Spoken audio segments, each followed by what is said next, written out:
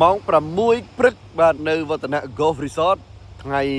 សុក្រទី21ខែវិច្ឆិកាឆ្នាំ2025បាទថ្ងៃនេះខ្ញុំមកធ្វើជាអ្នកអត្ថាធិប្បាយលើកទី2បន្ទាប់ពីថ្ងៃទី19លើកទី1កន្លងទៅមានការប្រកួតប្រជែងបាទ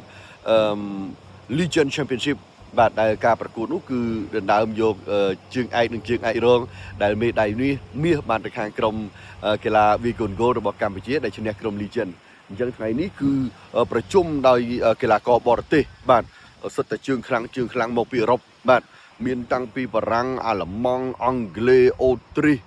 បាទហូឡង់មានកីឡាករម៉ាឡេស៊ីមានកីឡាករញូហ្សេឡង់មានកីឡាករអូស្ត្រាលីបាទជាច្រើនរូបបានមកធ្វើការប្រកួតប្រជែងនៅថ្ងៃទី21នេះបាទអញ្ចឹងថ្ងៃ21នេះគឺមួយព្រឹកធំរហូតដល់ថ្ងៃរសៀលនឹងរកឃើញជើងឯកអញ្ចឹងបន្ទាប់ពីនឹងទៅពួកគាត់នឹងធ្វើដំណើរទៅ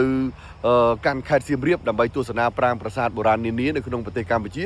ហើយត្រឡប់មកវិញនឹងមានការប្រកួតដ៏ធំមួយទៀតអញ្ចឹងចាំតាមដានជាមួយខ្ញុំទាំងអស់គ្នាចំពោះคลิปវីដេអូដែលខ្ញុំបានធ្វើសង្ខេបត្រួសជូនទៅដល់ប្រិមិត្តបានតាមដានទស្សនាដែលនឹងមានការផ្សាយផ្ទាល់ផងដែរបាទនៅលើកញ្ចក់ទូរទស្សន៍ BTV